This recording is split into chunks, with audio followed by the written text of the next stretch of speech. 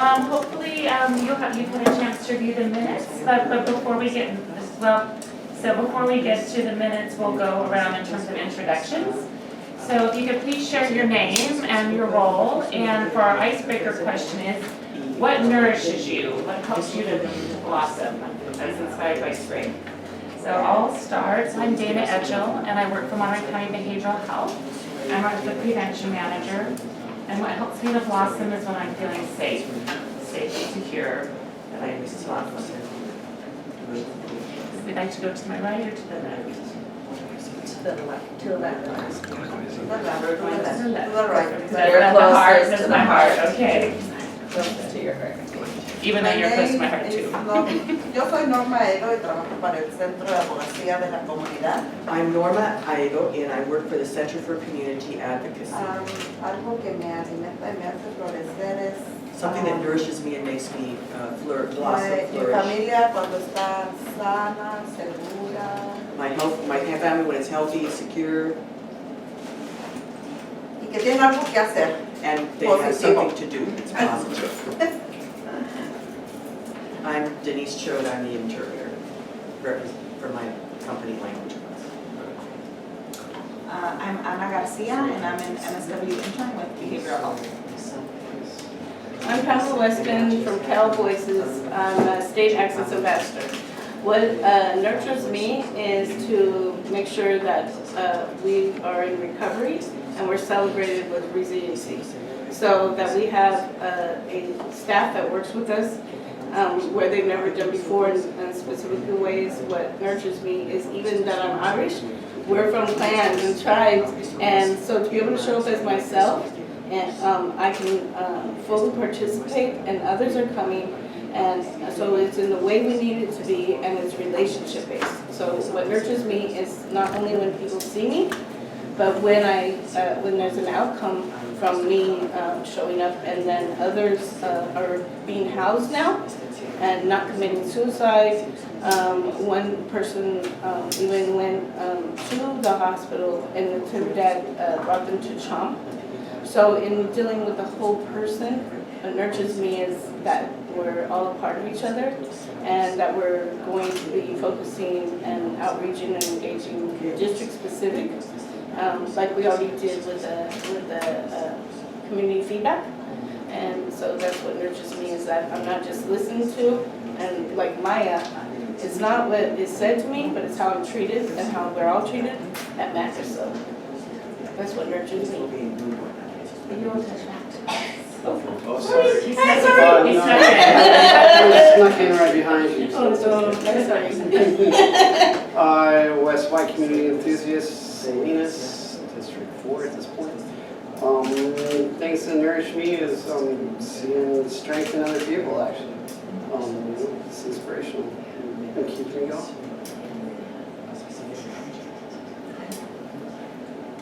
Rita Costa, stakeholders, advisory committee, and homeless union, and means people, keeps in mind. My name is Christina. I stand for equity, compassion, and grace for myself and all others.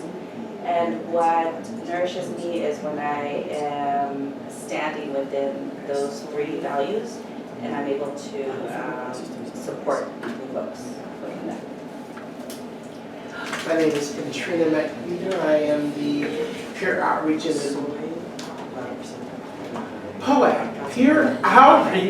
and advocacy coordinator. I forgot my title for interim in what nourishes me is prayer. Prayer and grace, and yeah, that's my go-to. Greg McCall. Nourishes me is just waking up and seeing things that are in a light or continue on. Like this right here, look at you. It all sees that other people believe the same. So we can all just do what we need to do. This is a blessing. Thank you.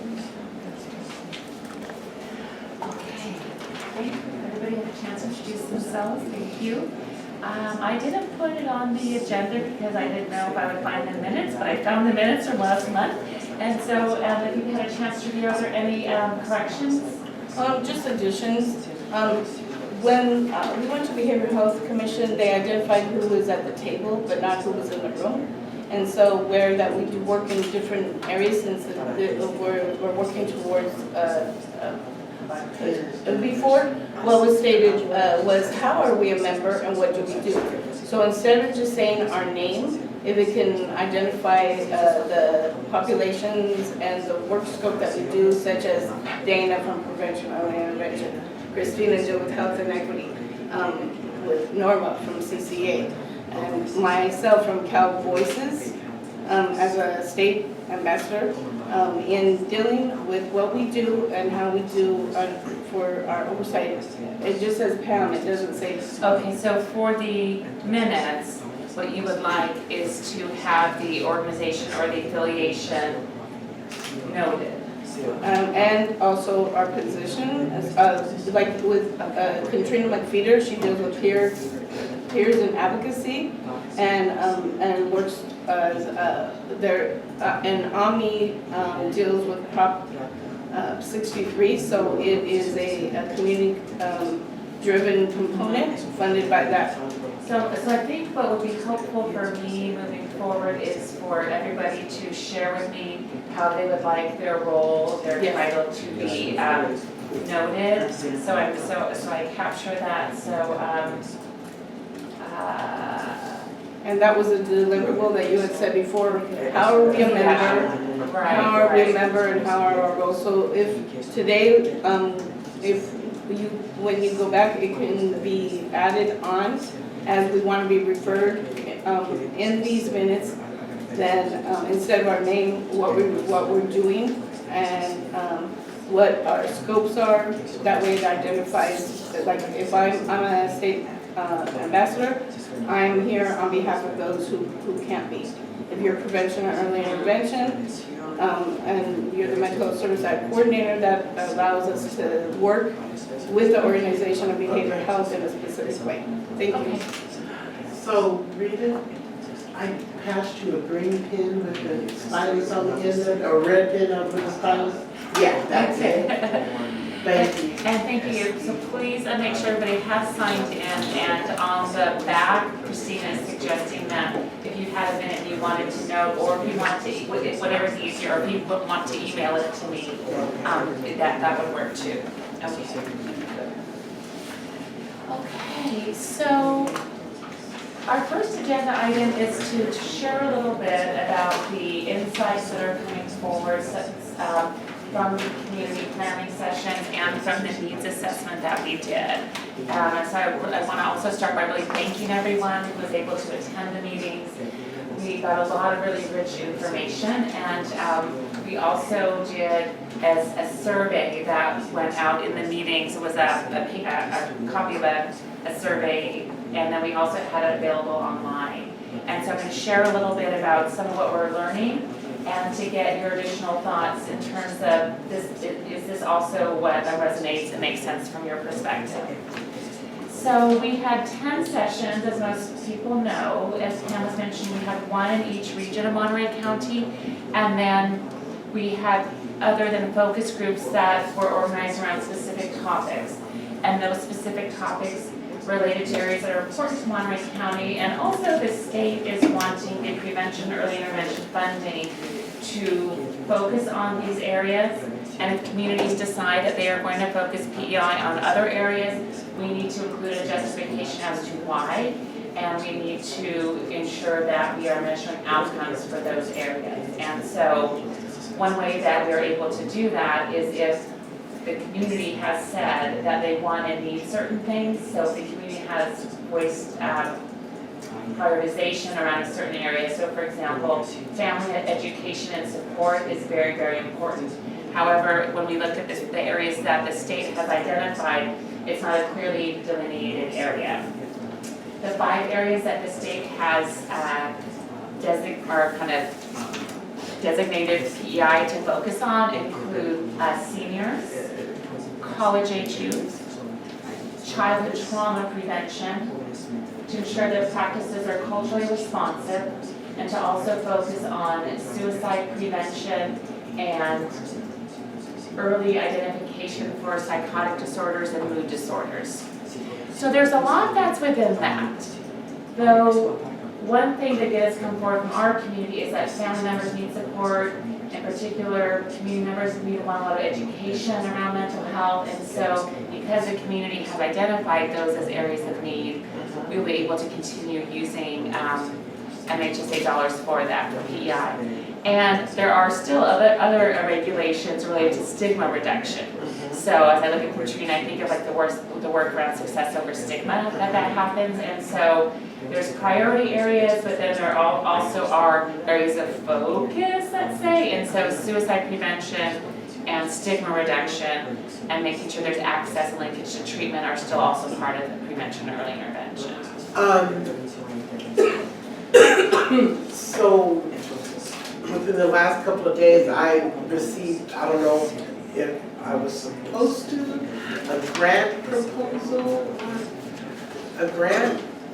I'm not sure, can we maybe Uh-huh. talk about that, Talk yeah, a little about bit later, but- yeah. There's a So- lot that's going on right now, and sometimes it's hard to keep, Okay, so all four that you mentioned, excuse me, those are my target audiences. The three that you mentioned, those are my target audiences for success over stigma. It may not be what in the past what the county said that we need, but those are my target audiences. So I would like to maybe get your help in getting more speakers. I need more peers, people with lived experience to get their stories out. Rita, I would love for you to come and work on your story with me, and I can pay you $25 to share your story, and show the world, especially in Monterey County, what truly resilience looks like. You are resilient. You have done your work. You are the embodiment of resilience. And I want you to get that story out. So talk with me afterwards. And maybe we can talk together because Anna and I are talking about Pam had mentioned kind of the basis of hope and healing, and we'd like to kind of reinvigorate that. Maybe we can have some partnership potentially around that. So thank you. You're welcome. So and I apologize. So for your reference, the handout that looks like this has some of these key points that we're going to be touching on, and so the focus groups in regards to the areas of focus that is in this first box in the kind of second column. So those are the ones that I just mentioned. So we worked with a consultant, Michelle Slade, and so she compiled all of the information from across the meetings and noted that there were 4 main themes that have come forward. So the first one is around culturally responsive practices, and I apologize because I have her report here just in case I need to make reference to it. So there's a recommendation to deepen and expand culturally responsive, trauma-informed staffing approaches and practices. And I can give you a few highlights in terms of what some of the specific things that are being recommended. Will that report be made available? Yes, yes. And can you provide that by email or at the next meeting? I should be able to, yes, by email by the next meeting, yes, that gives me a month, so yes. So you will have a full report. Pam, in relation to some of your advocacy at the meetings, there is, and others, there is note of being in alignment with a cultural competence plan and an action plan in Monterey County. There is suggestions around really supporting our workforce, both the licensed professionals and non-licensed professionals, really developing more peer supports in our county. There's mention around making sure that mental health care providers are trained in trauma and healing informed practices. And that we're also infusing training related to looking at implicit biases, cultural responsiveness, and then connections between substance abuse and mental illness. So this is mentioned around training. Let's see, there's note about increasing bilingual, culturally relatable counselors, especially in Monterey County, and continuing to expand and deepen engagement of residents in shaping equitable access to quality, effective mental health resources and services. To invest in and promote services, programs, and policies that foster protective factors and resilience, especially social connectivity. And I kind of saw a little buzz as we were like kind of even just kind of checking in about kind of what kind of inspires some of us and supports us is that social connectivity. That really came through. There's mention around wellness activities, and then also doing something strategically to support seniors who can be very isolated when folks are homebound. Some mention around looking at what's happening in our schools and having alternatives to suspensions and expulsions for students when their rooted behaviors is really connected to mental health and trauma. And then expanding equitable access to quality, effective mental health care. And so looking at where, when, and how services are provided. So looking at making sure that we have hours outside the 8 to 5 window, making sure that we have therapists that are accessible in the community, expanding from English and Spanish, but also including indigenous language such as Chuki, Mixteco, and then other languages in Monterey County such as Tagalog. Did I say that correctly? Tagalog. Tagalog. Is it the G is silent? No, we're Tagalog. No, it's Tagalog. Okay. So, Tagalog. Okay, it's all Tagalog. and other languages reflective of diverse populations in Monterey County. So I'll pause there. So those were some of that's the theme with some of the key recommendations. It's not cultural relatable, it's cultural relevant, culturally relevant, and culturally specific. Where she said relatable is the same thing as cultural competence without specific services.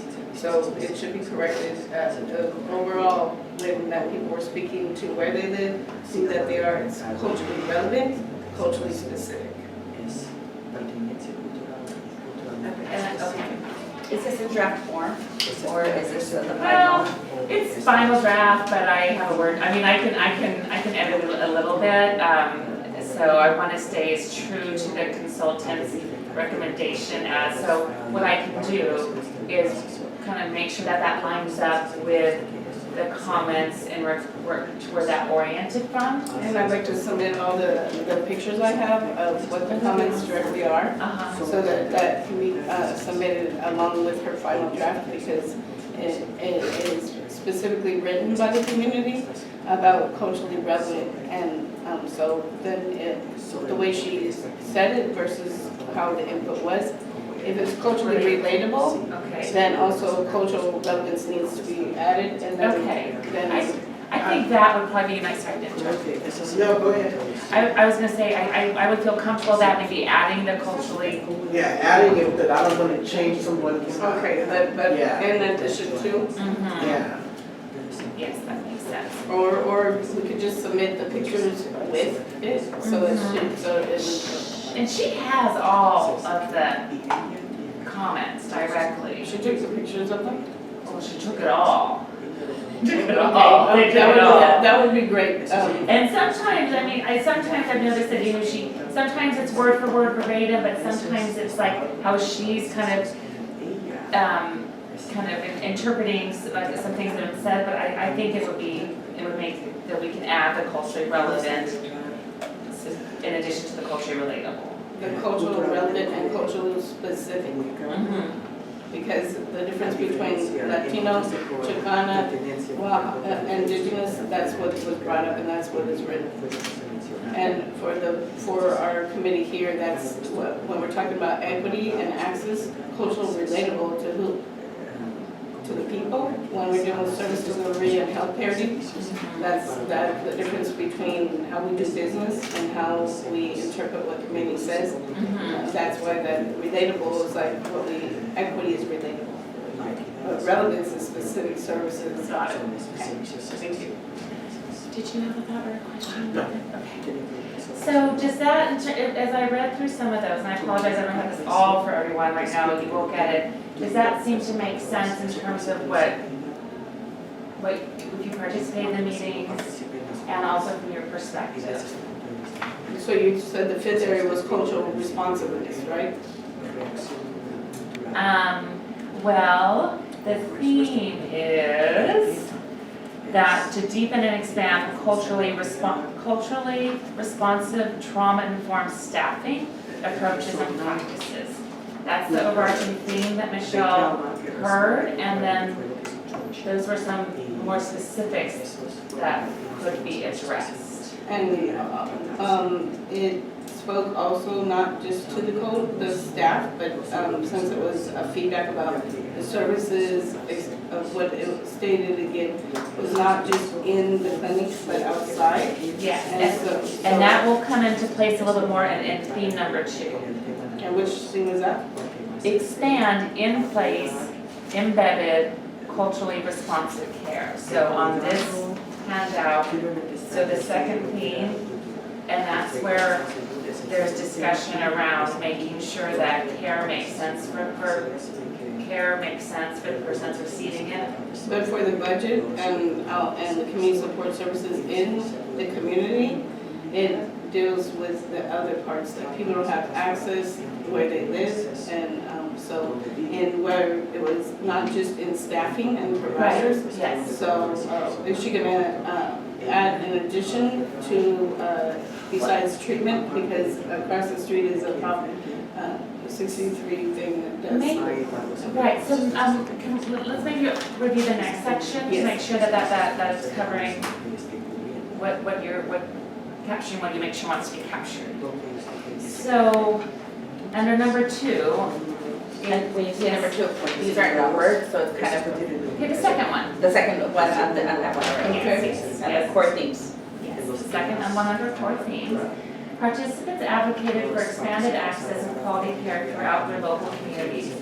Although standalone mental health facilities would be welcome assets, participants noted resources invested in leveraging social trust, capital, key influencers in existing locations to expedite increased access to mental health care could serve more people quicker and more cost effectively than with major capital projects to expand services. Just kind of pause there in terms of letting that kind of settle in. So people are saying, leverage what's working. When you have leaders, when there's social capital, when there's trusted places where people already go, partner. Don't spend $1 million to build a building. Partner with what's working. And then participants pointed to existing promising examples of embedded mental health care professionals and paraprofessionals, including licensed mental health clinicians and therapists, wellness navigators, peer educators, promotores, etc. Could you read the last couple things? You're going kind of fast. I'm sorry. Participants pointed to existing promising examples of embedding mental health care professionals and paraprofessionals, including licensed mental health clinicians and therapists, wellness navigators, peer educators, promotores, etc. Directly into local communities where community members already are comfortable visiting and have trusting relationships established. Participants noted this could also be a cost-effective way to address transportation barriers, as well as destigmatizing accessing mental health services when co-located in existing spheres of trust. En esferas existentes de confianza. Was that in underneath what works? Estaba bajo el punto que That funciona. Is coming forward as a recommendation for what people are saying could work. So I think that she's saying that there's examples of where that's already working. With clinical staff. And with, I think, such as like the wellness navigators and the peers are right now in, I think, the mental health clinics and other places so noting that that seems to be working and to expand on that, to look at maybe some places where that doesn't exist. And so with the Mental Health Service Act to expand or to establish and to enhance treatment outside of county and Medi-Cal, in what that we had said about peer wellness, the transportation, where that the Mental Health Service Act talks about pathways. The difference between what it's saying and how it talks about peer workforce and all levels, basically, is there another part where she reported about that? Yes. Yes, there is so that was related to kind of where care is happening and, The assets in the community? And what about non-traditional ones? yes. So, maybe I'll pause for that, for that, some reflection around kind of that theme. Does that make sense in regards to what you would recommend? In terms, Por ejemplo, para mí es importante, For example, for me, it's important. no se puede poner estas para que ella lo Can't you put traduzca? this so that she can translate it? so, She wants it to go simultaneous. you can do it. Okay. No se puede pausar después de una frase o dos. No, that's for me, that's something else. Okay. Para que tú lo So for the traduzcas people a that are mexicano. non-bilingual, so that would be me. She Estoy wants- hablando. Okay, she wants me to translate it simultaneously while she's speaking at the same time. See, so everyone who's not bilingual No would pueden be decir me. una. Are you Ah, no, bilingual? okay. ¿Cuál persona? ¿Any bilingüe? Ella se llama español. No. Anyone else who doesn't speak Spanish? There's 2, 3. Okay. No es ningún problema interpretar después de que usted puede pausar. Lo que pasa es que aquí es humility, relevancy, What's y that? This todos is- somos This is Tenemos- humility and relevance, we're all Yeah. on the same topic. Good? Yes. And we did this. That's all I have. I didn't. Okay. Is that an extra Share. one? You and I Do don't. an extra one? No, this is for me. Huh? It's a hearing. No, place. Dana and I'll share. Okay. And We can, my friend? I don't think we can. no, So are you asking like what she's reading from? Está Where is that? Pidiendo de lo que lee ella. No, de los resultados. No, about the results. De, Right, so- reduces stigma. It reduces the stigma. So Dana, Yes, so what she, there's a thing when people say to recommend without explanation in the, so it's like looking at it, but not really seeing anything but a paper. And so what she's saying is all she has is the agenda, I think, and she doesn't have anything that she can recommend on. Puede recomendar, usar como base para recomendación. I'm sorry. Okay, so I think, I know you wanted, I'm You said gonna you kid. listen, sorry. I'm going to be interpreting this into English, as she's saying. What? Oh, sorry. Yo creo que el Departamento de Salud Mental ha hecho un buen trabajo usando todos esos programas que hay en nuestras comunidades, sobre todo en el sur del condado. Nosotros hemos estado empezando haciendo las pláticas para reducción del estigma a través de los temas más suaves o sencillos de hablar, como el estrés, easier to talk about, such as stress, la ansiedad. anxiety. Y la parte importante es esa colaboración con las consejeras que pueden venir a la comunidad, porque estamos hablando de un alcance personalizado. Ellos decían, ¿de verdad va a venir la consejera aquí al grupo? Entonces, eso es lo que ellos necesitan. Personas a veces no pueden venir al departamento de salud, pero cuando ellos vienen aquí están donde yo me siento seguro, donde están las demás personas y están hablando de un tema donde todos nos conectamos un poco del estrés o cosas que están pasando. Creo que es más así, lo que yo he visto es que es más fácil hablar, que las personas hablan en su grupo acerca de los retos que están teniendo. Muchas veces cuando tenemos una persona, va a ser un hijo con una necesidad especial, nuestro estrés es más elevado.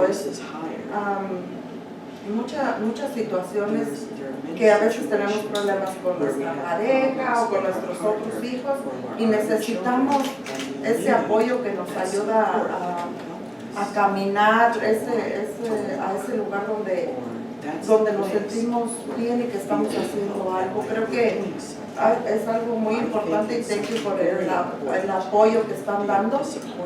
Y tú decías, a veces no es necesario un consejero profesional, pero sí alguien que conoce los servicios y cómo podemos lidiar con algo tan sencillo como el estrés diario. No nada más se refleja en mi actitud, se refleja cómo yo lo saco con mis hijos, con mi pareja, en mi trabajo. Pero hay otras actividades que podemos poner, el hablar, el salir y caminar, el compartir, eso es importante en nuestra comunidad. Y eso es un grupo de apoyo, porque estamos hablando de un solo tema, nos estamos apoyando, nos reímos, y ya cuando salimos sale un poco más tranquilo. Entonces, creo que es muy importante esos recursos, el programa de la radio, el hablar de estas situaciones y luego nos hablan.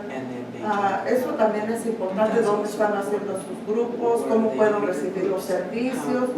Y lo más importante es que el servicio de consejería no es específicamente para una persona que tiene algo mental, es hasta un cambio en nuestra vida.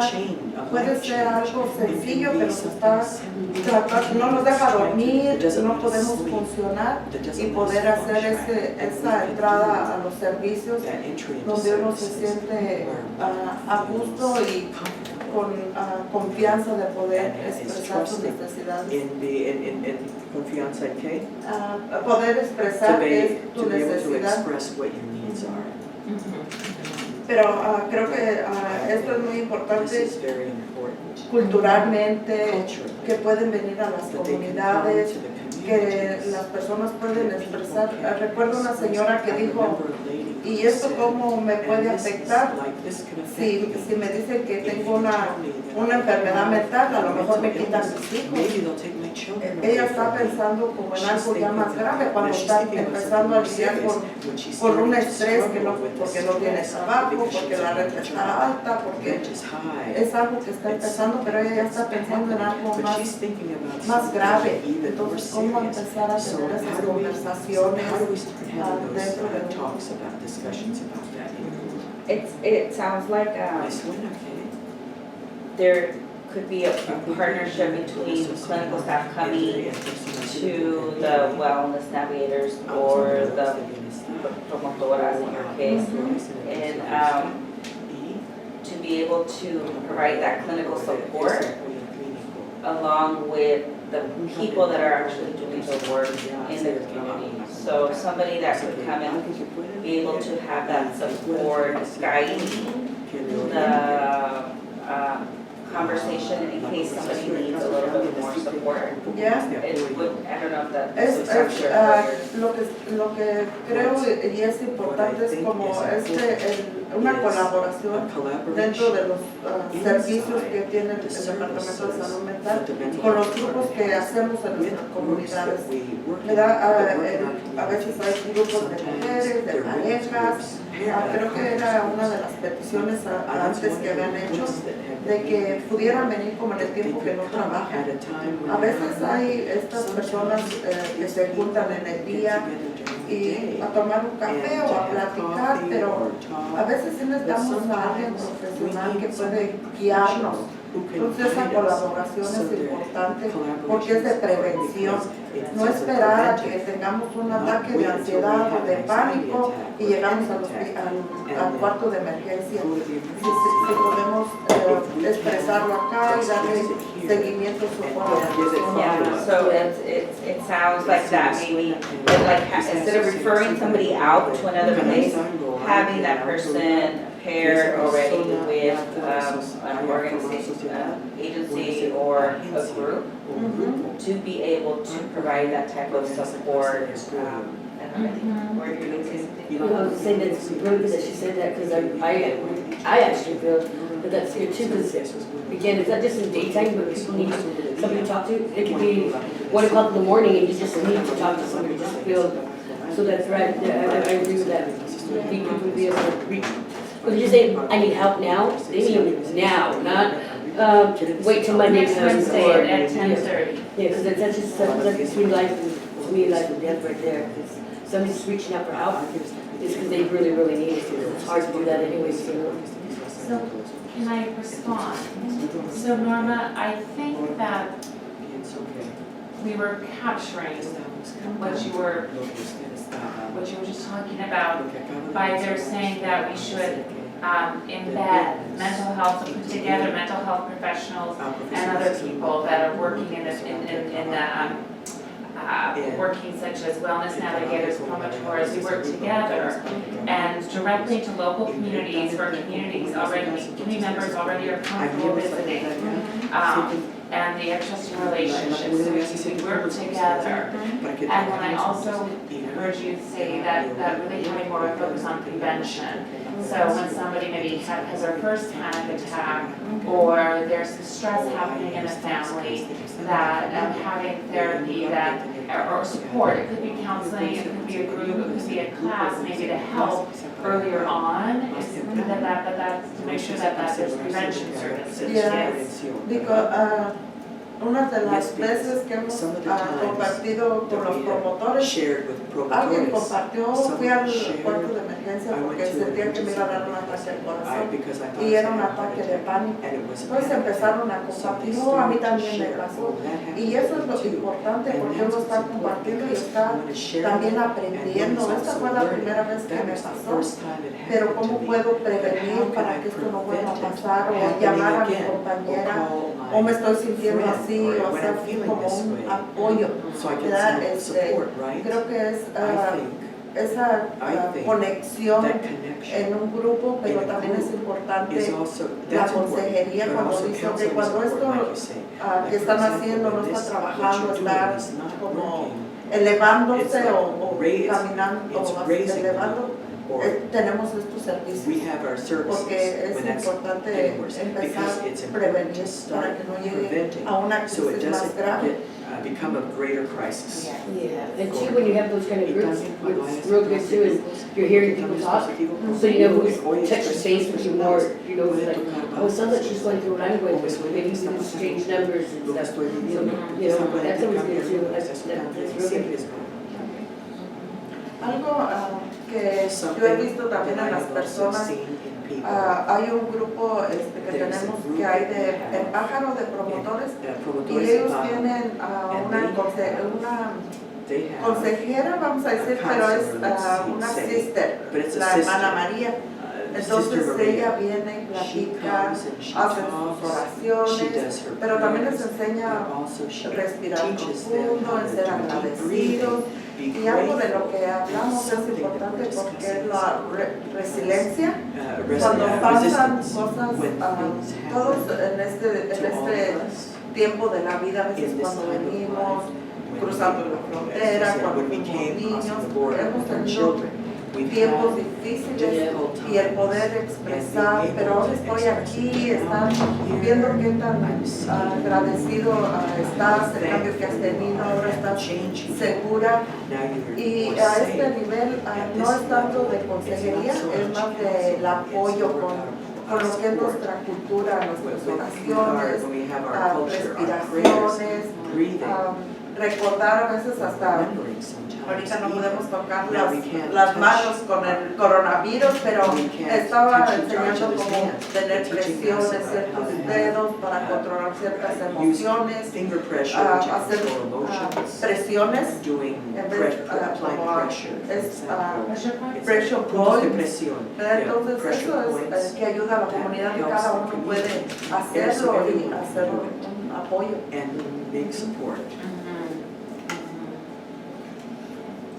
I had submitted the Mental Health Service Act general standards that deal with the Welfare Institute Code, and they deal with the California Code regulations. There has been a long time that we've done what we can with what we have. And basically from incarceration to hospitalization to where we are now, 15 years ago, this money, this expenditure ability to do things outside of the community, it came to us, but the culture of the districts are not known. So when I submitted this, and I hope it wasn't reflected on one of her reports, it was to deal with one of the things, to create the process where the community as a stakeholder receives and provides services so that we can work together to share information and resources to fulfill a shared vision and goal. How you can make reference to this is like, with the LCAP money. The governor wanted to be able to allow people to have education that was relevant to them, and so there was a local control formula, and now there are resource centers, and that it's working because it's separate money than what the county can do. With the Mental Health Service Act Prevention and Early Intervention, in order to drive the work and do it specifically as it's written, it deals with the Welfare Institute Code that is submitted and the California Code regulations. So first to work with shared vision and goals. To sum it up, that was her recommendation. But to do what is by law, we did a feedback that if we utilize our cultural competence and relevancy action plan to drive this, and as we requested on a monthly basis, specifically work on a Mental Health Service Act to work on, are we getting our goals? The second part is to incorporate and implement and work together to achieve the 9 goals that we wanted underneath ethnicity, and we had planned that deals with policy making, our program design, our administration, and the service delivery that our community support services, not community clinical services, but they are to be able to deal with our resiliency. And the third part is that we would identify our needs, our preferences, our strengths, and it would be a shared decision making because it's called health parity. When you do health parity, even with what's going on, it would not use a survey, but it would use input from each of those that are unrepresented, underserved, and unserved so that we can do things as it's intended. And then in dealing with implementation and evaluation, we need a process because this is a budget that deals with the planning process for where the money will allow us to have service and deliveries that we haven't had before. And so if in addition to what she wrote, since it was on the paper and it's not just an input, it's the law, I would like it also to be submitted with a report, and especially specifically for here, it deals with these following things: equal access to equal quality. And that means without disparities. So we deal with reducing disparities, that not having it in our community create like lack of transportation or lack of somebody who doesn't understand where you live or what you face. That would be the first part is access, and then the second part would be intervention, engagement that deal with our diversity. And because we might not need to spend a lot, it's what was already put in the cultural competence, the cultural competency action plan by the individuals that are in this room. So especially for not just what you recommended, but how we follow through, what's working with that is going from those recommendations we made before. Dealing with disparities in services and measuring them, we need strategies, not just recommendations. So with this, what we said was we gave feedback, but we don't have a plan. We don't have a way we're doing it. We don't have a timeline that allows us to have say-so in where money is spent and how it's spent. So basically, in dealing with stigma and disparities like the deportation and the impact that it has in schools, the stigma that deals with District 1 community members that are being displaced with nowhere to go. When we are putting money into things other than like when renovation and things, and we need navigation centers, this would help us not to recommend it, but to build it. Not to put a heater into a building or freaking blowing it, but to deal with the making sure and ensuring that people have somewhere to go, that they're safe and they're protected. And then the other part is understanding the diverse belief systems and being able to address that, impacting the historic biases to say that to do a report, a recommendation that says these following things are working without doing it different, without from this plan forward. This is our guiding. It was general. It was a survey. But now the follow-up would need to be needs assessment with those that are not out here. And then with longevity of residence, people have lived in their neighborhoods for a long time, but they can't fully participate and engage or even drive this because of fear of deportation, fear of the federal, of many things, that they could have a trusted relationship with the monies that we have. And it could be done in where they live instead of them having to be in plain sight. So in dealing with the recommendations, also understanding implicit bias. If we don't know what it is, then we think we're okay. And the other part is services and supports and strategies that promote that equal opportunity. Because even to vote right now, if we can't participate in that, then further things can not allow us to have access to public benefits. Make us so that the places that we've lived, where our grandparents were, that there's incarceration, there's lack of financing. So in the recommendations with that, with what Norma was saying, from the work that we did in 2017, where that the community feels safe, to now, before that this can go forward, I hope that you also attach and follow up and even work towards creating the monthly Mental Health Service Act budget plan so that it is underneath the prevention and early intervention, that we don't use it just to teach about suicide prevention, but that we make it so that people have a place to go, and like a triage navigation center or that, because we're not safe anymore.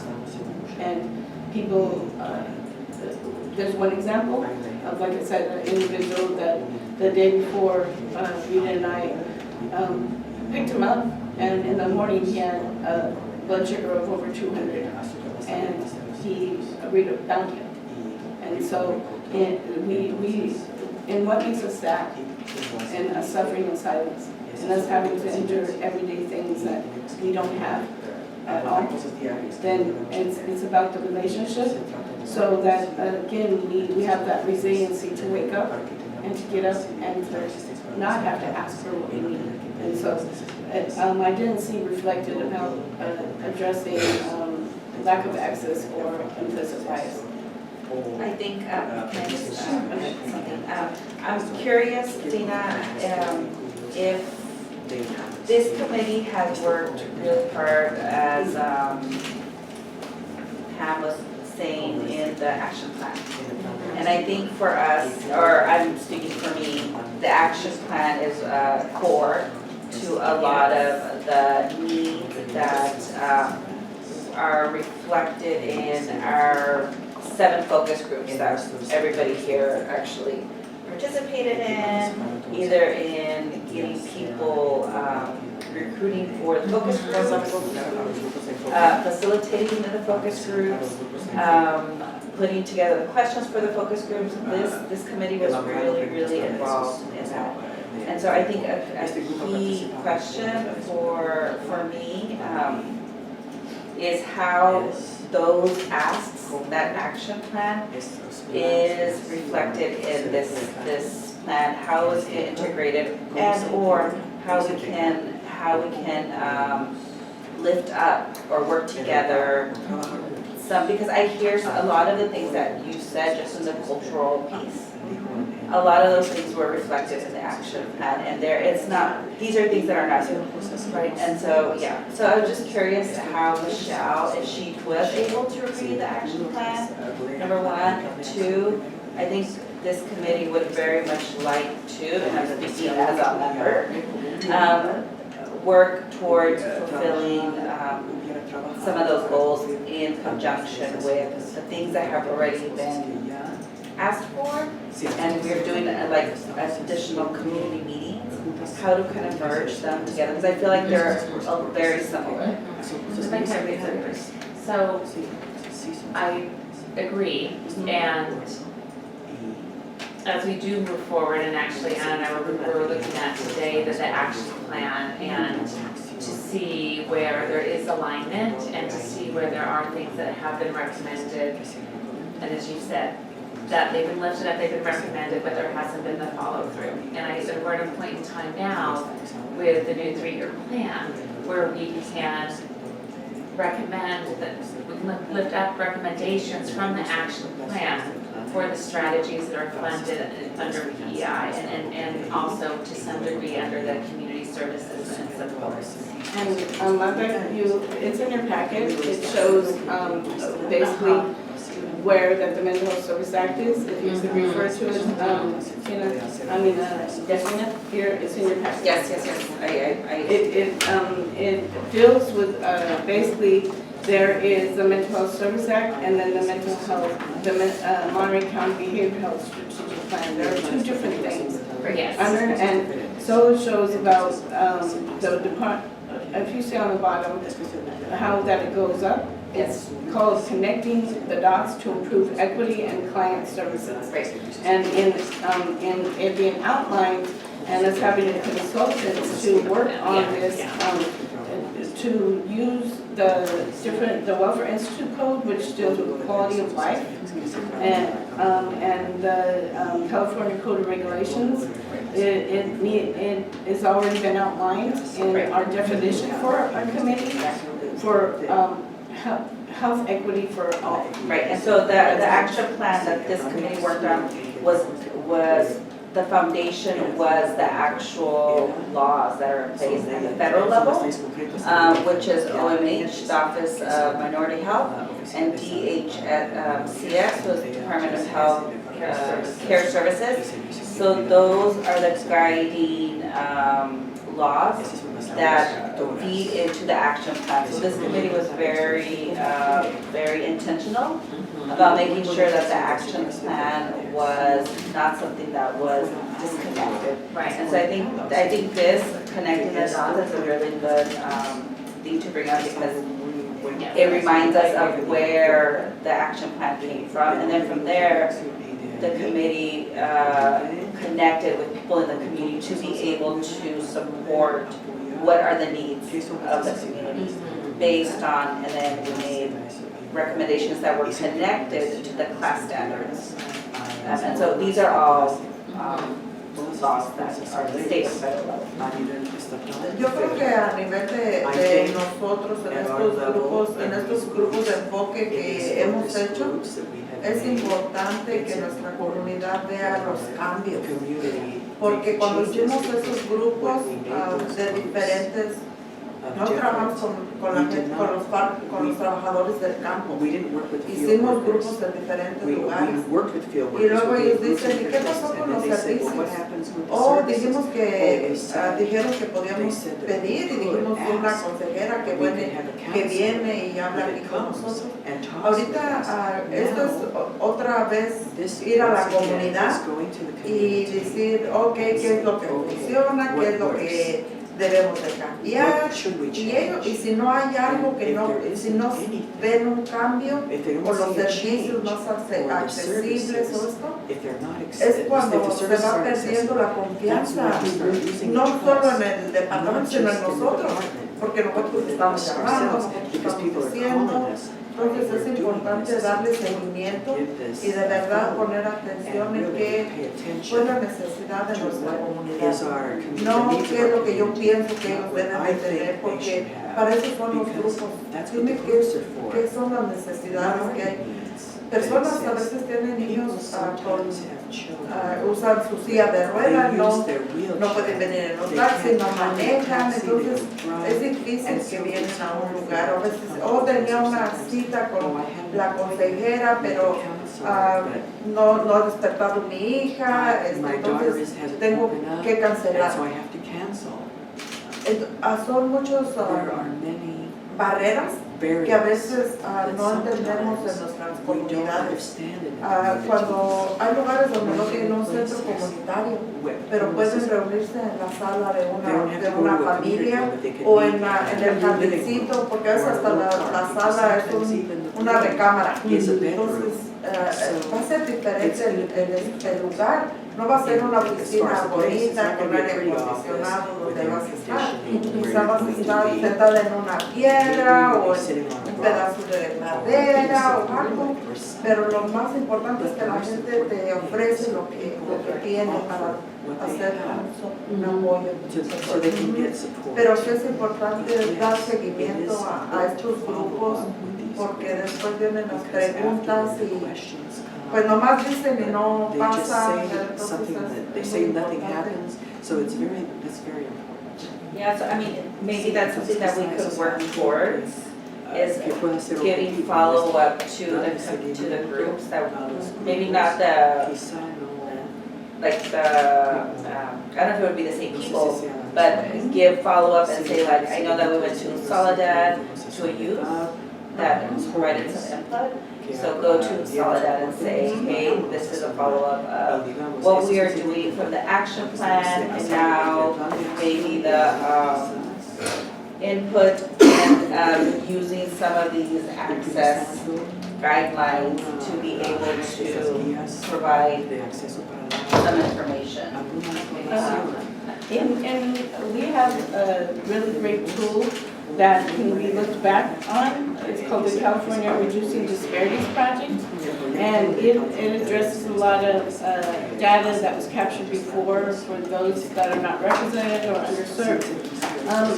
Being able to capture what we asked for, because we have feedback, but now to go forward in the 3-year plan with what we just saw about the org thing, utilization, types of services, performance, evaluation outcomes, and basically quality of standards that are in community support services that deal with the funding.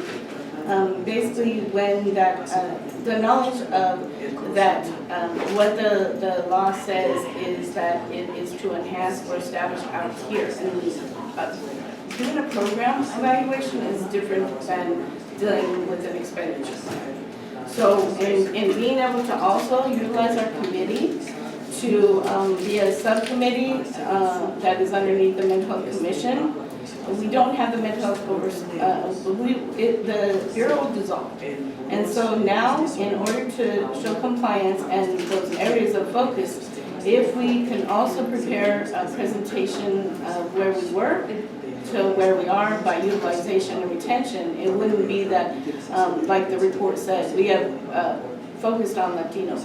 Mental Health Service Act is specific. It is a millionaire's tax, and it's specific in the different areas, technology capital.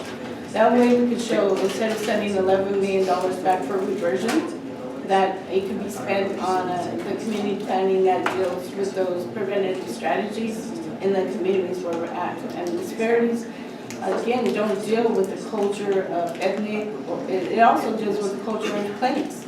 And we've seen a lot of improvement in that, and when we do Walk-In Wednesday, that our pictures are there, our people are there, but to deal with the peer component, having the Mental Health Service Act subcommittee that when I requested it, that Wes and you had said that we would implement, then if we can go from this feedback, because we proved what we thought. The district specific is different than just individuals themselves.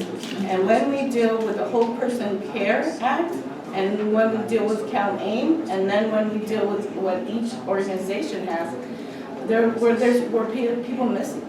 So to have our cultural brokers and that don't sit at tables but are bent over in the field, or a young woman that's going to have a child, or even building healthy relationships, we did a lot with building healthy communities. So to also revisit with our collaborates and show from in dealing with justice reform what Prop 47 did, what that how the LCAP helped, so that we look at a regional approach and a system approach that applies the Mental Health Service Act funding with that community collaboration that Stepping Up initiative has, and all the different things. So it's community support services that aren't based upon a quality improvement and quality control of current performances and staff. This is a culture of competence, cultural relevancy, but with all that, again, it's not measuring what we wrote,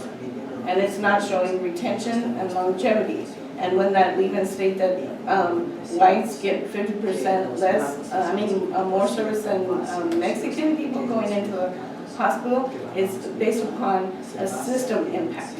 And so that we can measure social determinants of health, but also historic biases and structural changes that allow there to be that coordinated care, but it's ours. Because when we come to you, you're working with us more than you ever have.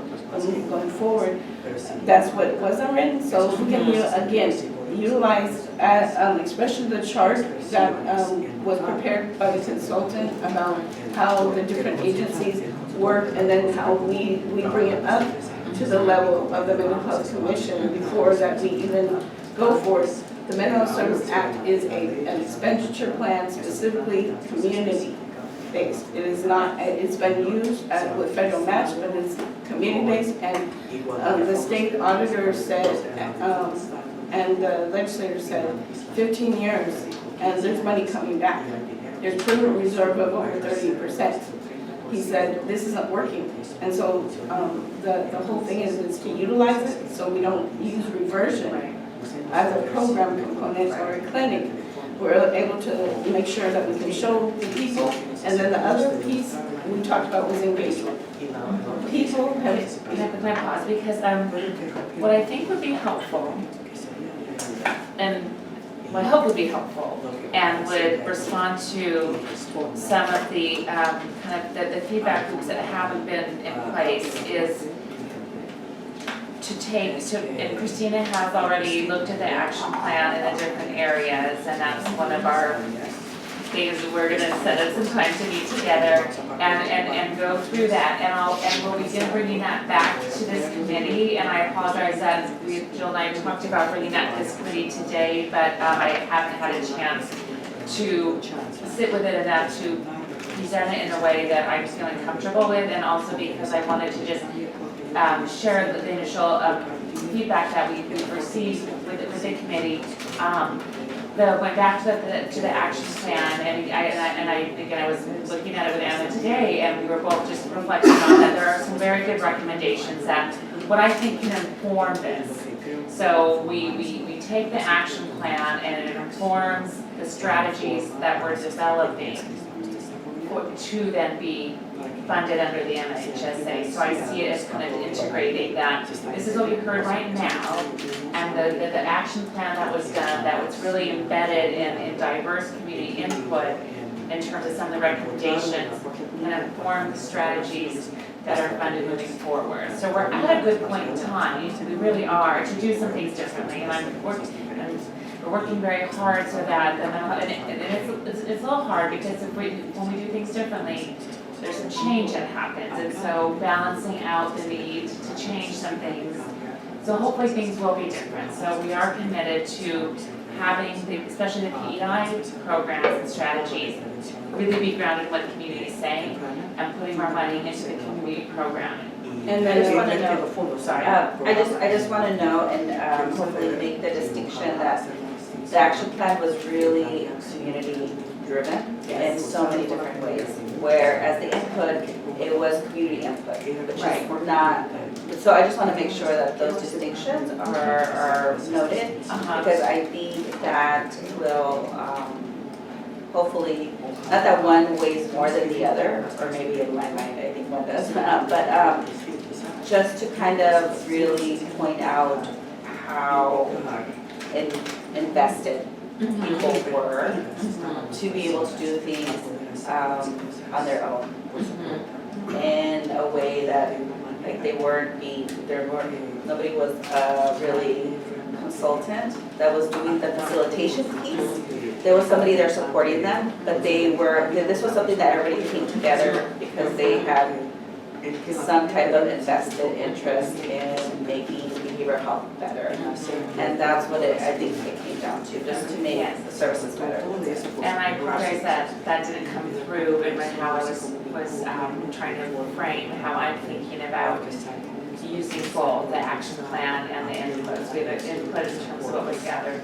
And it was, so I'm in agreement and did come through. And one other thing, again, like you said, how you work in collaboration with this committee is the first part of the cultural, the community planning process that's required by law. And so in being able to even utilize the cultural competence action plan recommendations that we had and being able to use our recommendations now, that if you could recommend and suggest that, again, the Mental Health Service Act subcommittee, that meets monthly, is that you would work towards that because right now it's feedback. It is not driven by community, it's not defined by community, and then everyone is not represented. People are unserved, and the Mental Health Commission stated public comment, there was none for the last 30 days for the revision. And they stated that they wanted to do loan forgiveness and that they wanted to renovate some building on Sanborn. But that wasn't what was identified as priorities. So in utilizing this committee also to be a Mental Health Service Act community planning process where it's specific, not with the clinical staff or clinical things, but separate from, then it would fulfill the enforcement piece of the Mental Health Service Act because, as you said, components cannot do budget. When we're doing Mental Health Service Act expenditure plan, that is to be defined by clients and families and community, and your collaboration is already in place. You are doing transparency and accountability, but if it's defined, then we need a separate subcommittee that is Mental Health Service Act community planning process governing all of that. Do you want, so what I'm hearing is you want an oversight committee for our commission? No, the thing is that as I commented on the 30-day review about 2 years ago, and I met with Christina, I met with Pema, and I met with Wesley, so that they were clearly informed in what that Mental Health Service Act requirements are, and where we were and what they were going to be expecting, because on the Cal Voices, which was NorCal Access Ambassador, there are certain things that none of us know, and now we're aware. So the recommendations they made after that I submitted my public comment was that they would, all these general standards were placed in them. And they said the recommendations in moving forward with the next 3-year expenditure plan were to implement what that I had written into the next 3-year expenditure plan. That is what is written and that is what is reported by the public comment when I submitted the 30-day review. So, though you submit something, it still has to be approved in order for it to be changed. It was submitted to the Mental Health Commission and it's a matter of record and it's a No, matter well, I know it's a matter of record, it's now a matter of record, but the type of changes that I hear you would like to make, it calls for more forms, more public input.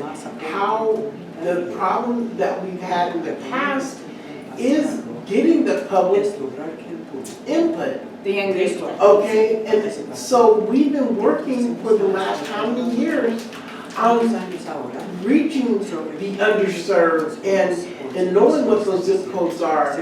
We are going to have to be put on the ground in order to make the kind of changes that I know that you want to make that are dear in your heart.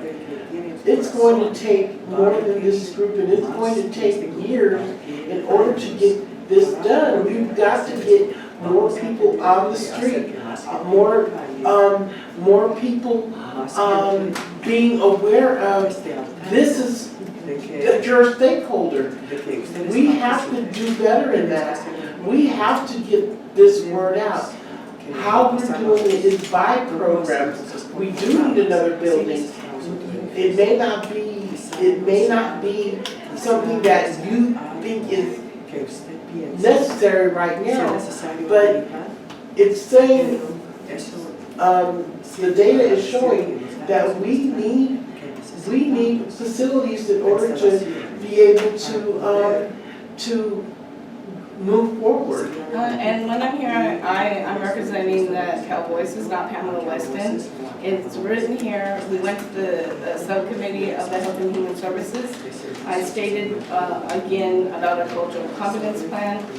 They're aware of that. So at the ground level, where that you deal with youth, there's not a full-time person assigned to being over the budget and expenditure plan. That is why that the outline thing that they made reference to, it's not about me individually, it's about the way that it was written 15 years ago, and it was done statewide. We're working as a regional approach, so those supports, and what I want to bring up here, as a state ambassador, the things that we do here, I submit to the Cal Voices. There's a year's State of the State report, and this is where the $11 million could be not put in reversion, but we do engagement. Where we already identified our feedback was we need district-specific work. And with prevention and early intervention, we've done the most work to educate, advocate, and involve in all of our reach. How that at the Mental Health Commission, the chairwoman, Ms. Linda, said when I had a clear ask to go back.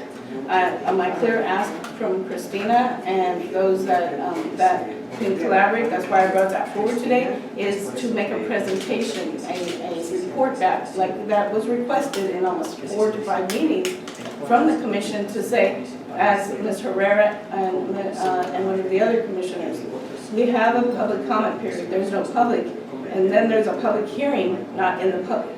So when we're dealing with the community planning process that deals with Mental Health Service Act, the one part that's missing and has always been our challenge here is we're doing all that we can, but the approaches that we have need to take all the community collaboration to allow us to see what's working and what's not underneath that. So in answer to Katrina's, the state is looking at Cal and Refresh. They're looking at, we're going to Sacramento with the Mental Health Service Act refresh to try with NAMI to try to put everything like how we can do it better, because as another thing with this is if somebody's in psychosis, they get sent to Santa Rosa. So we don't have treatment where we need it. Even with Chairwoman Linda, she talked about the youth being sent away. So with Mental Health Service Act and us knowing that, then those things that capital funding could have are what we're talking about. But, and answer your question, it's more than here, and it's been a problem across No, the state. but that's what I'm asking for, are we, how do you see us doing this? The cultural competence action plan will Okay. yes. So, well, I mean, it's, and I appreciate, I appreciate the rich discussion, I really do, and, we just completed actually our Mental Health Services Act site review, where they looked at everything in regards to compliance, and we are in compliance, and we can do better, so I guess that's what and we can't do, so, when it comes to the rules and regulations, Monterey County is following them. I appreciate Pam's input in regards to you're following them, so yes, you're compliant, and yet it could be better. Public hearings could be more publicly accessible. We can have a stakeholder group that meets regularly to review issues related to the Mental Health Services Act and be more involved in a decision-making capacity. And that is not in place. And so we're at this point in time where we are reorganizing our cultural relevancy and humility committee meetings so that in terms of our structure, because it is lacking in regards to things that you mentioned, the action plan, the objectives, the monitoring, the accountability. That framework needs to be in place so we can all be on the same page to say, okay, what is making a difference? What strategies are being implemented? And right now, we don't have an organizing framework for that. So I really need help and assistance from our employee improvement department, as well as some of our other managers in behavioral health, along with the committee, so that we have a plan that we're monitoring and there's some accountability. And I'm thinking that some counties do have their cultural relevancy committee and the Mental Health Services Act oversight be combined. That's something that our group can think about. So I think sometimes it's hard to add things, so we could maybe adjust to what we're currently doing. So that's what's coming to my mind. But in regard, there was no 10-year compliance with Nikki. There wasn't compliance before that you ever shared this, and so in what you're doing, Compliance with our there has not been a community planning process that deals with budget. So in working towards, that's a component, and in working with the funding, it's a requirement that there has to be compliance, and it hasn't happened in the way that it's supposed to by law. That deals with welfare institute code, access, and is inclusive with all disparities in Monterey County. Even on the commission board, there is not other cultures besides a few. And so there's unmet need, underserved, and so in this part of it, like you said, we have to deal with engagement. We have to deal with needs assessment, and we have to be district specific. But when we're talking about compliance, until that we met as a cultural competence and cultural relevancy meeting, it used to be called cultural competence and social justice. When I requested the definition to go with the class standards, it was because with my own lived experience and family, we're not biracial, bicultural. We had lack of access, and it caused death.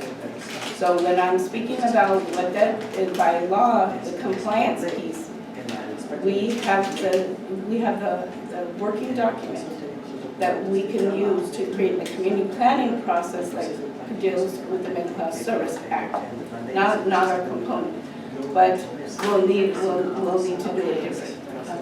Thank you. Do you think it would be possible to have like an advisory, like a cultural competency group advise the mental health commission, because it seems like there are always, and maybe it could be more of like, that would be like the cultural brokers. Is someone leaving? Yes, yes. I'm getting ready to leave, but on this note, I agree with Pam, our commission is lacking. Pam, there are seats available for the commission. What district are you in? I, Represent. If that's truly, I urge you to think about that.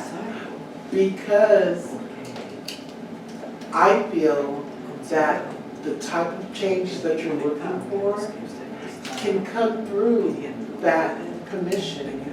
You would do well as a commissioner. but I'm a So- state ambassador. I am talking about here in Monterey County. So I would like to see you maybe think about that. I have to go, I do have a meeting for those of you guys that will be at the general meeting I have to go get prepared, my CSW's not here. Okay.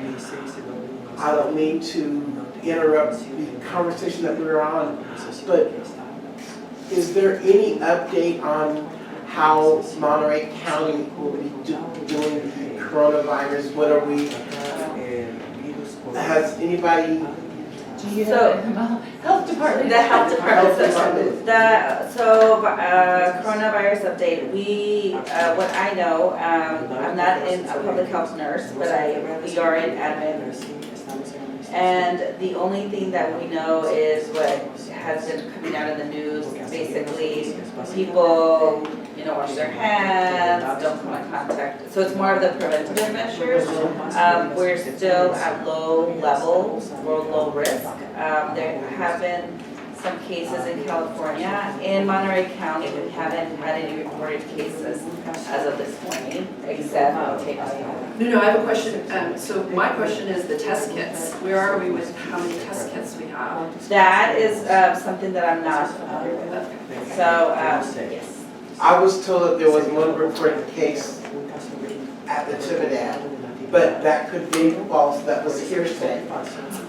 My opinion is that they're saying no public meetings. Who's saying? Barbara Mitchell If I could find the recommendation from our. So, we, had the meeting with the health department yesterday.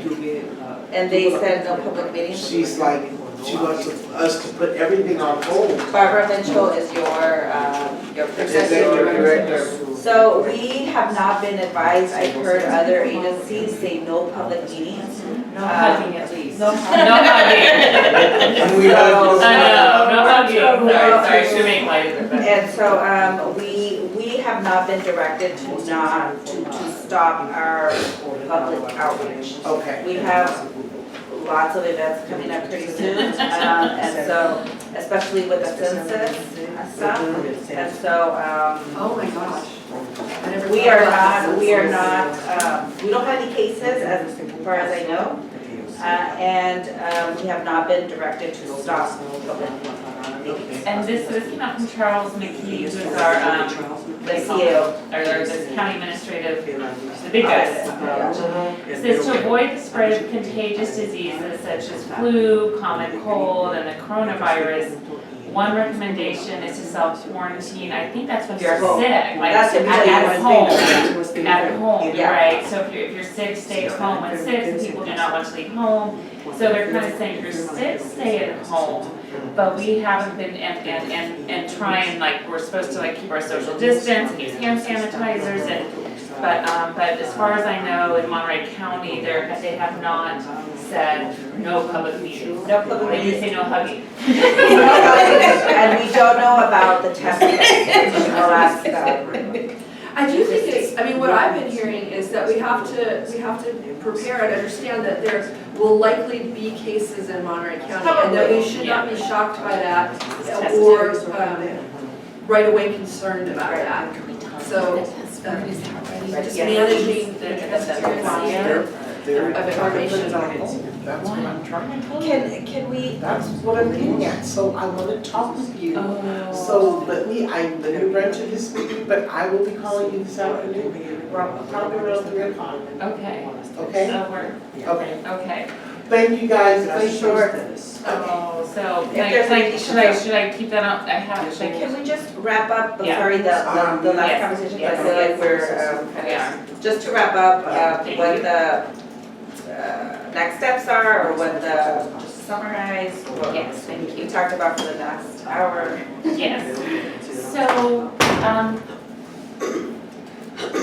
I'm hearing the concerns about the importance of not losing and building upon what's happened, especially with the cultural action plan, that is from 2017, and so I'm very committed to working with Christina, making sure I have full understanding, working together with Jill and our quality improvement to take that plan and put it into a framework so that there's some accountability, so I'm committed to that. I'm also committed to the recommendations from the 2017 action plan, informing the strategies that are developed, created, selected, particularly under PEI, that's where I have the most influence, so I can commit to that. And then I would like us to think about, as we think about our meeting, how we're shifting, could we expand to include some oversight for the Mental Health Services Act on more of an ongoing basis? So I'm not exactly sure what that would look like, but I think that could make sense and could be, would be responsive to your recommendation to have a monthly meeting of stakeholders. We would just need to look at how we're structuring this meeting. And then I would need to, so Alyssa Hendricks is our Mental Health Services Act coordinator. I have to make sure that's in alignment with kind of how she thinks, she see, kind of, you get me on board with that. So that's how I would like to move forward, and then we will release the full report. And then, so I know it's hard when you don't have it to really look at, and I'm reading it at you, so I think it will probably be more helpful for you to have that to review. And I do also want to say that a lot of things I heard discussed today, I have seen reflected in the recommendations. And I want to see those elements included in our next 3-year plan.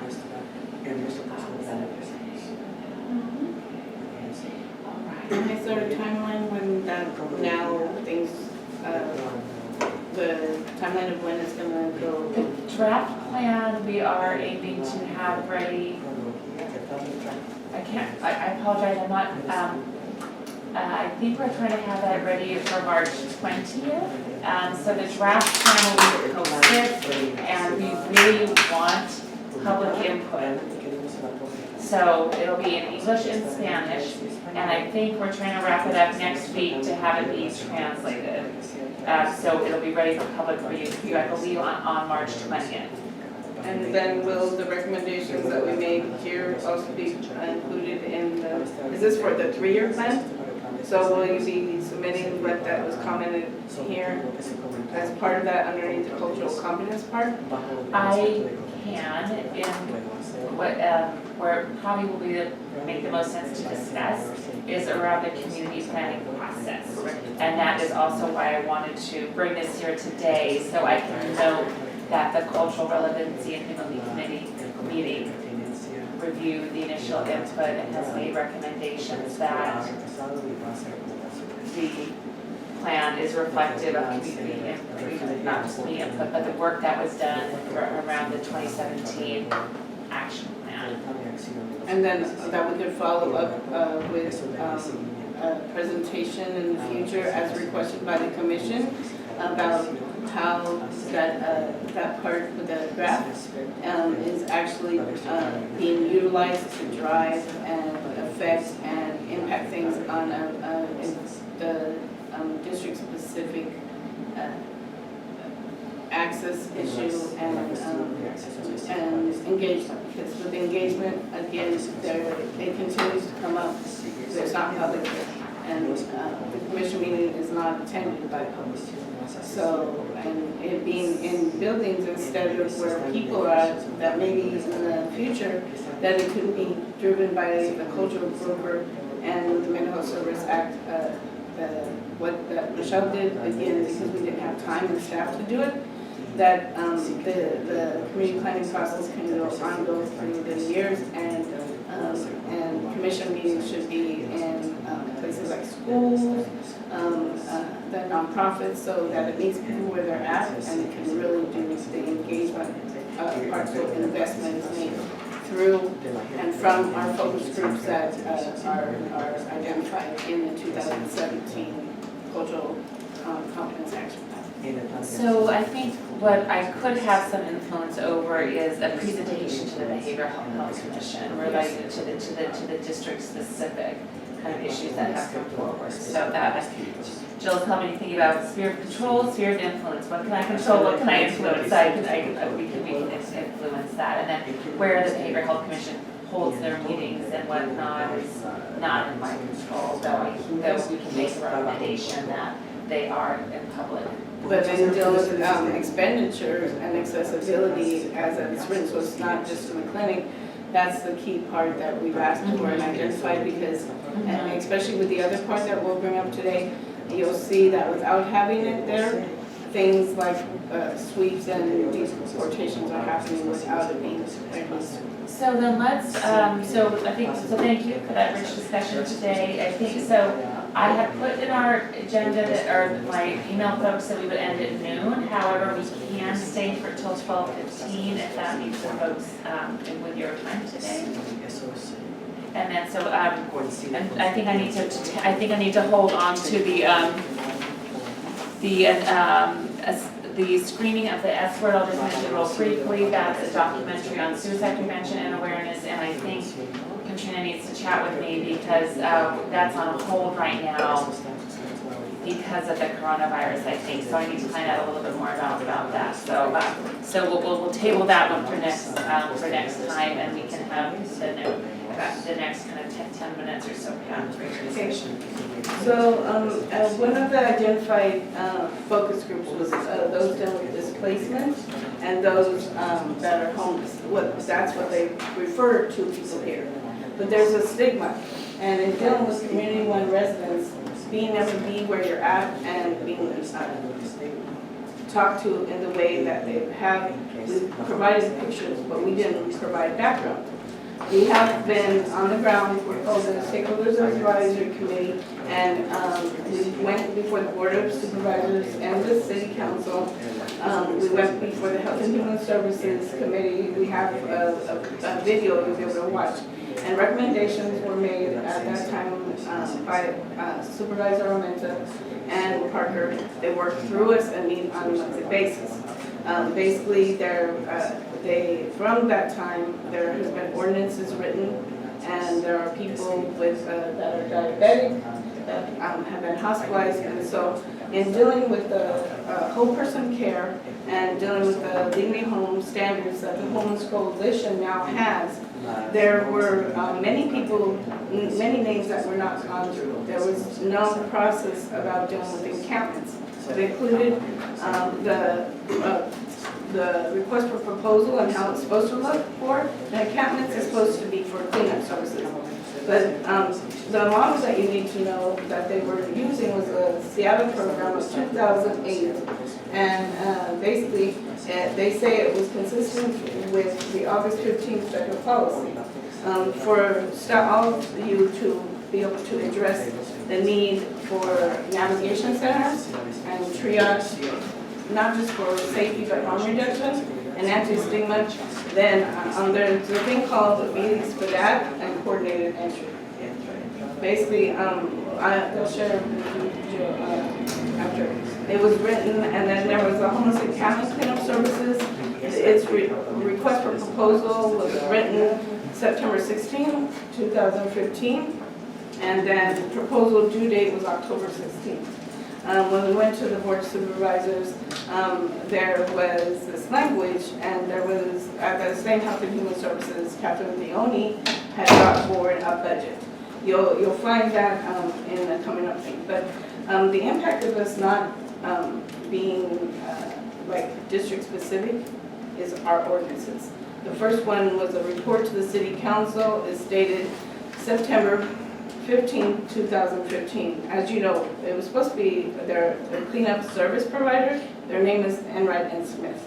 Enright and Smith, basically, I don't know that they are aware of what they were supposed to do and why what the federal, state, and local guidelines were and why that was that way, the model that was of Seattle. So I wanted all of you that are working with Homeless Coalition to be aware of what it was like before the standards were created, the written standards and procedures. There's also a civil grand jury report in dealing with this impact, and so I wanted you to look at also and share with staff so that you can work on it as we outline it with the cultural competence action plan, and we brought up, it's called Ordinance Restricting Bulky Items and Personal Property on City Property, and dealing with the Access and Welfare Institute Code of the Mental Health Service Act. It deals with quality of life and historic bias. So underneath the work that we do going forward as a priority, the Mental Health Service Act was written predominantly by Steinberg, and now they're talking about sheltering people. In Santa Clara County, they have an outline of Laura's Law, conservatorship, and all that. We don't. And when things happen like this, and you have residents, constituents, not able to live where they've always lived because of the only thing they have left is taken away.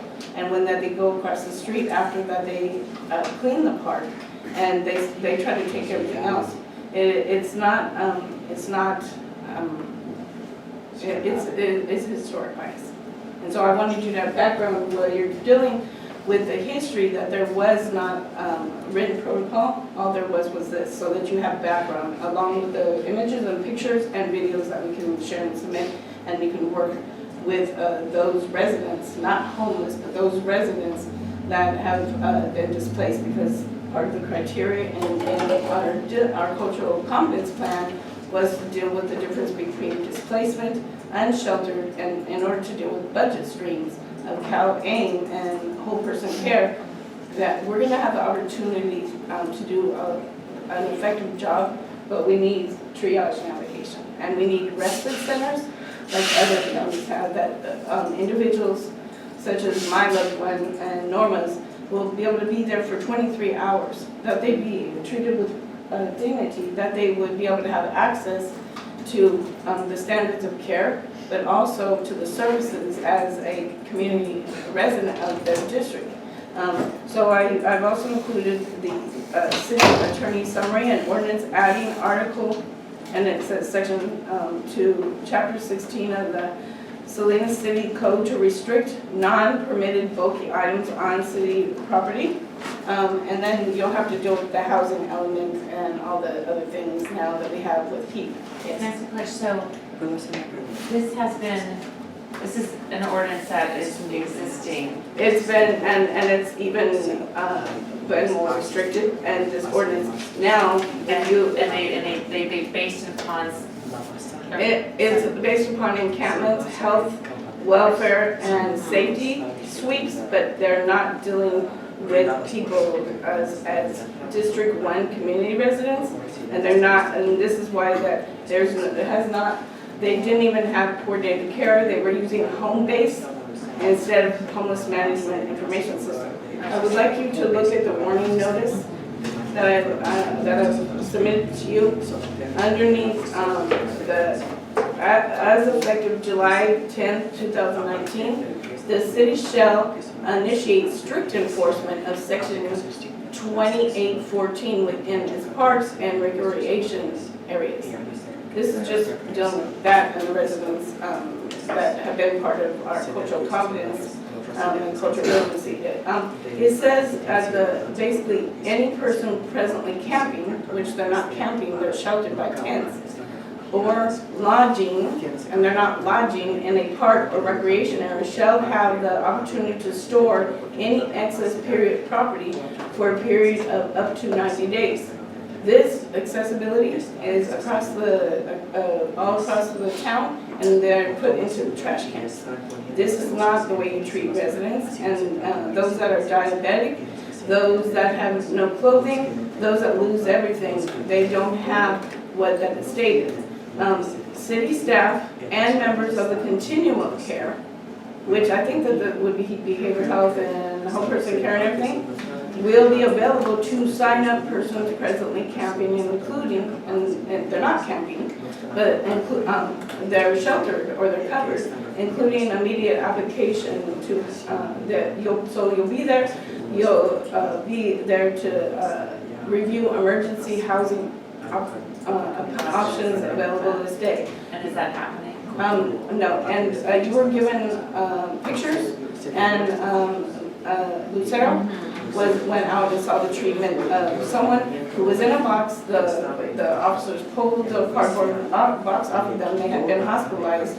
They have amputated fingers, and so that's why that's in dealing with our the cultural commons plan and historic biases. This meets that criteria. You have from another thing from the Henry Espinoza, the Acting Director of Social Services, with referral 2019.04, housing applications on behalf of individuals registered with cars. Basically, it states that the subject referral requests that staff research the possibility of automatically generating subsidized housing applications to homeless individuals through the Coordinated Assistance and Referral Systems Registration Program, and provide response for memorandum. Based on staff's analysis, the proposal is not feasible.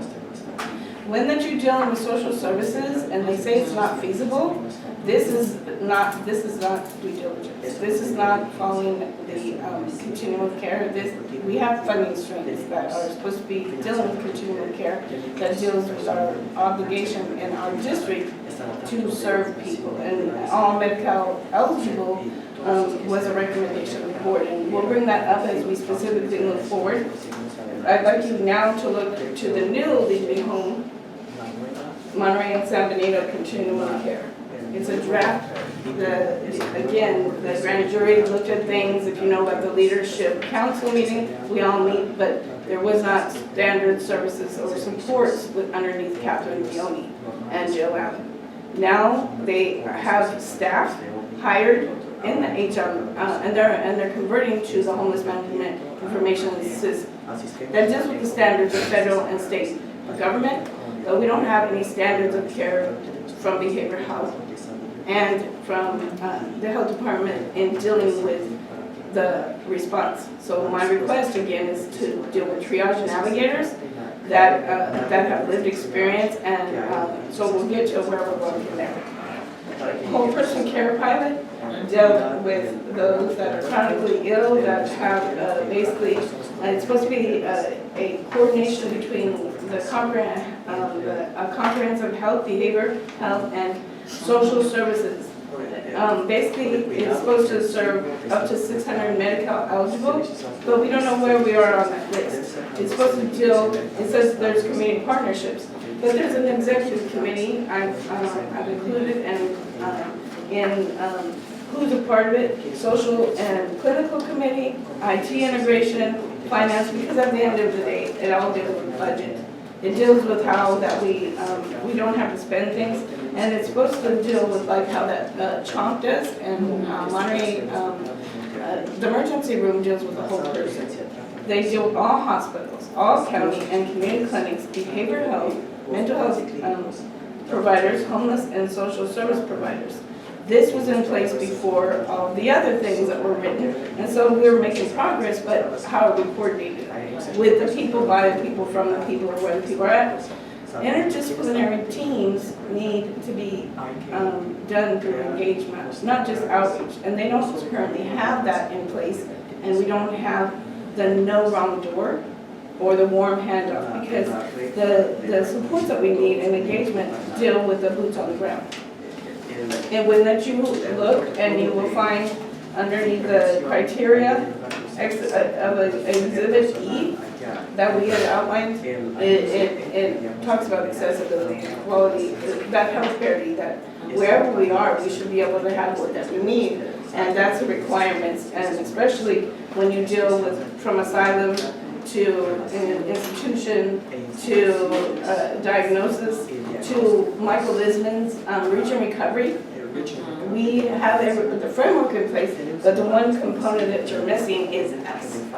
We are meeting on the first Tuesday and the third Tuesday of the month. It will outline about emergency preparedness, and what we are is, we've outlined it, and we went before the board. We've been on the ground for about 11 years, and city council also had it. So we're meeting, and we're meeting as a community leadership and empowerment. The things in this are written and submitted. Can I have? I have, Show the flyer. oh, sure, sure. And so the third Tuesday of the month is for empowerment. It's also for planning, training, and we are hoping that, as you've seen, the one thing that we need most is that triage that we do as a team. And we did a town meeting, and Tina LaPro said that they were wanting to collaborate with us because, again, from the fencing of Chinatown to deliverables of those women who have come here being housed now because they're part of welfare, whole person care, and they are part of behavioral health now. They're successfully housed because of coordination through us and from us. But if you will read and understand who we are, outside of the cultural relevancy and humility, what I appreciate is that Jill had stated the other time about Or me. Jill Walker, no, not Jill, Ellen. Jill Walker, raising a standard, said that what she felt that we needed and could agree that staff wanted to focus on was safety. For us, we would like harm reduction and district specific, where that we are treated with respect, where that when that we say ending encampments means the ability to have quality of life. We would like navigation centers like San Francisco, where that if it's a safe navigation center, children like Norma's and mine that are cycling could be able to have a place where that they could rest, they could walk around. That we could use properties even on the corridor that might be asbestos renovated, or in different places that are not currently here, like in Oakland, they have the San Pablo, yes. So just because of time, I really appreciate the depth of information, the comprehensiveness, and I will review The copies. Yes, thank you. And then, so how can this committee be the most helpful at this point in time? We are the focus group that is underneath the action plan. You can follow up and with us and do engagement. Okay. And through And through our meetings, you can work with our leadership Okay. to be able to ensure that one, we reduce stigma. Two, that law enforcement quit this. We need an emergency preparedness plan, and we need to address things that deal with sheltering. We need to correct things that say that we're camping when that we're not, so we can meet together. Does behavioral health attend this meeting right now? No, we've been boots on the ground. And now you're kind of more open to other. Through county council, before that I had to move because of my own displacement. We met with county council, we met with Rosemary Soto. So, you did before, but now moving forward formally and in the way that we do things to be that interdisciplinary team, that's what we're requesting. And then the second part is I have a law enforcement sergeant that is an expert in mental health, and he deals with the crisis intervention and things, and no, the system and other things. because it's not about the officer, it's about the people and dealing with how that you approach and how that you work along with, instead of saying, you go somewhere and you don't belong here and I don't care, it's not right. So in dealing with that, his name is Sergeant Cedric William King. He works in Contra Costa. Also, he, in dealing, So he's not local. and he was a minister of St. James, CME, for many years here. And then in dealing with my son's death, he also is from the county that when my son was by the train, that there weren't those supports and there were encampments there. So his expertise, also with his lived experience and how they do Homeless Connect, he's agreed to guide and direct and work along with you as that we do community as first response.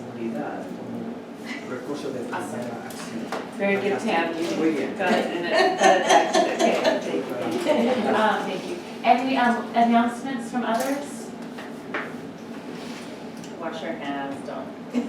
Oh, I touch my face all the Don't time. hug, elbow touch. I know. Elbow greet. We'll hug next month, or no, wait, next year, I don't know. We don't know.